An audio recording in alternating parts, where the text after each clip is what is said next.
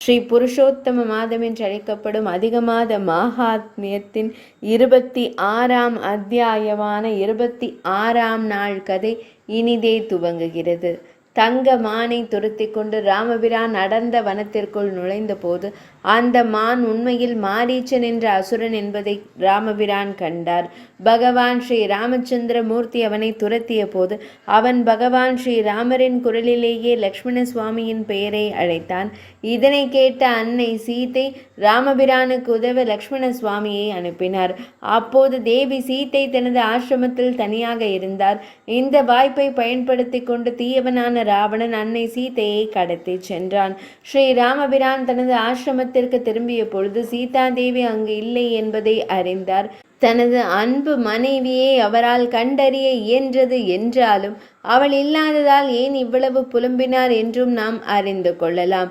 ஸ்ரீமத் பாகவதத்தின் 9ஆம் ஸ்கந்தத்தில் இன்றைய புருஷோத்தம மாதத்தின் சிறப்பு கதையில் நாம் அதற்கான விடையை கண்டறியலாம். இன்றைய ஸ்ரீமத் பாகவத கதையின் முந்தைய அத்தியாயத்தில் மன்னன் கதனின் மகத்தான வாழ்க்கை குறித்த நற்பண்புகளை பற்றி நாம் செவிமடுத்தோம். அரசர் கதனின் மகன் தீர்க்கபாகு என்றும் தீர்க்கபாகுவின் மைந்தன் ரகு மன்னன் என்றும் அழைக்கப்பட்டார். இந்த மன்னனின் பெயரில்தான் ரகு வம்சம் புகழ் பெற்றது. ரகு மன்னனின் மகன் அஜனின் மகன் தசரத சக்கரவர்த்தி நீண்ட காலமாக குழந்தை பாக்கியம் இல்லாமல் இருந்த அரசர் தசரதர் ஒரு மகனை பெறுவதற்காக புத்திர காமேஷ்டி யாகம் செய்தார். அதன் விளைவாக பரமபுருஷ பகவானே அவரது மகனாய் அவரது இல்லத்திற்கு வந்தார். அவரே நமது அன்பிற்குரிய பகவான் ஸ்ரீ ராமச்சந்திர மூர்த்தி ஆவார். அரசர் தசரதருக்கு கோசலை, சுமித்ரை மற்றும் கைகேயி என்ற 3 மனைவிகள் மூலம் 4 புத்திரர்கள் இருந்தனர். அவர்களின் பெயர்களாவன ஸ்ரீராமச்சந்திரமூர்த்தி, லக்ஷ்மண சுவாமி, பரதாழ்வார் மற்றும் சத்ருக்னாழ்வார். தங்களின் ஆரம்ப கல்வி முடித்த பின்னர் அந்த 4 இளவரசர்களும் அயோத்திக்கு திரும்பினர். ஒரு நாள் மகா முனிவரான விஸ்வாமித்திரர் தசரத மன்னனை காண வந்தார். தனது யாகத்தை பாதுகாக்க கரிய செம்மலான பகவான் ஸ்ரீ ராமச்சந்திர மூர்த்தியை தன்னுடன் அழைத்து செல்ல சக்கரவர்த்தியான தசரத மன்னரிடம் அவர் அனுமதி வேண்டினார். தசரத மன்னர் ஸ்ரீ ராமபிரான் தன்னுடன் வருவதை விரும்பவில்லை. ஆனாலும் அந்த முனிவரை ஏமாற்றவும் அவருக்கு விருப்பமில்லை.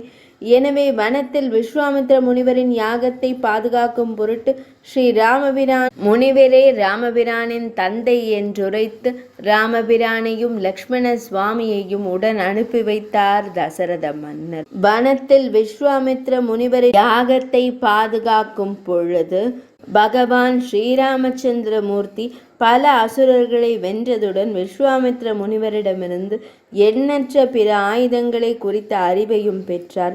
மேலும் கௌதம முனிவரின் சாபத்தால் கல்லாக மாறியிருந்த அவரது மனையாள் அகலிகையையும் சாபத்திலிருந்து மீட்டார். ஜனக மன்னரின் அழைப்பின் பெயரில் முனிவர் விஸ்வாமித்திரர் ராமபிரானையும் லக்ஷ்மண சுவாமியையும் மிதிலை நகருக்கு அழைத்து சென்ற போது அங்கே தேவி சீத்தை வரத்தால் அதை தூக்குவதற்கே 1,00,000 பேர் தேவைப்படும் சிவபெருமானின் வில்லை ராமபிரான் உடைத்தார். இவ்வாறு தன் தந்தை தசரத மன்னரின் முன்னிலையிலும் கட்டளையின் பெயரிலும் ஸ்ரீ ராமபிரான் அன்னை சீதையை திருமணம் செய்தார்.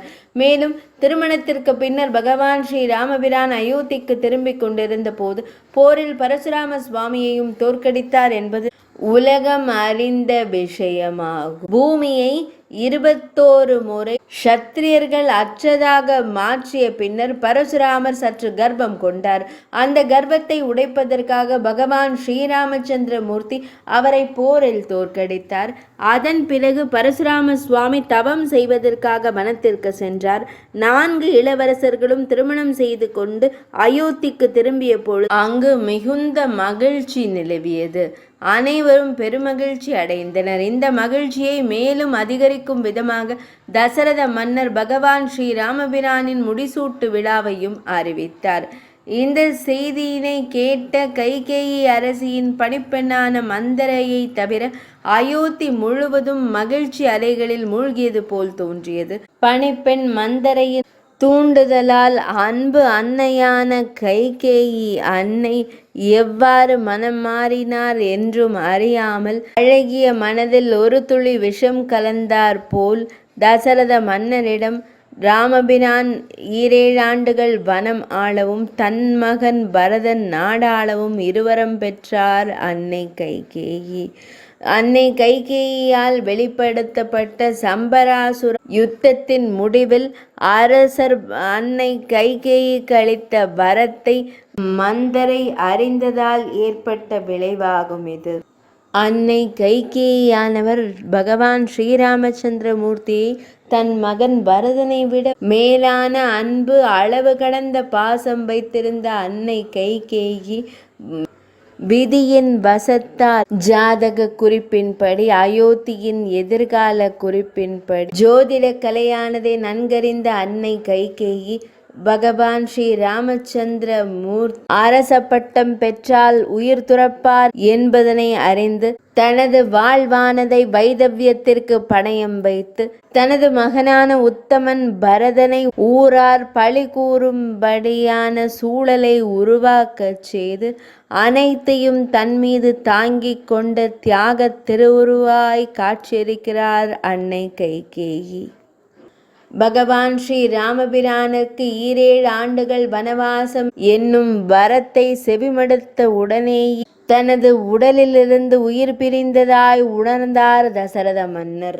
எனினும் சத்தியத்திற்கு கட்டுப்பட்ட தசரத மன்னர் ஏதும் செய்ய அறியாதவர் போல் அரை மயக்கத்திலேயே இருந்தார். அன்னை கைகேயின் வரத்தால் தசரத மன்னர் உயிர் துறந்தார். சக்கரவர்த்தியானவர் விண்ணுலகம் சென்றார். ஊர் மக்கள் அனைவராலும் பழிச்சொல்லுக்கு ஆளாக்கப்பட்ட பரதாழ்வார் தன் தந்தை மற்றும் தமையனின் அனுமதியின்றி செய்வதறியாமல் திகைத்தார்.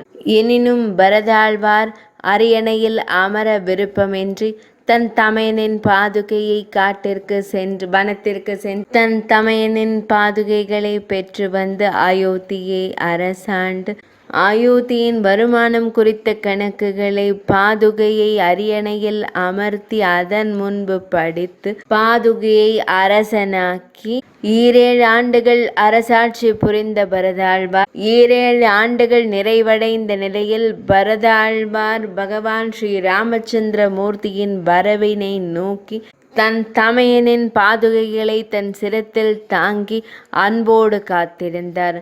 தமையன் வந்தவுடன் தமையனின் பாதுகைகளை சிரத்தில் சுமந்து அரசாட்சியுடன் இணைந்து பாதுகைகளையும் தமையனாரிடம் ஒப்படைத்து மகிழ்ச்சி கொண்டார். அதன் பின்னர் பகவான் ஸ்ரீராமச்சந்திர மூர்த்தி தனது இணையாளான தேவி சீதையுடன் இணைந்து அயோத்தி அரியணையில் அமர்ந்து அரசாட்சி புரிந்து உலகத்தை காத்தருளினார். இன்றைய புருஷோத்தம மாதம் என்று அழைக்கப்படும் அதிக மாச மாகாத்மியத்தின் 26ஆம் பகுதியான 26ஆம் நாள் அத்தியாயம் இனிதே நிறைவடைந்தது.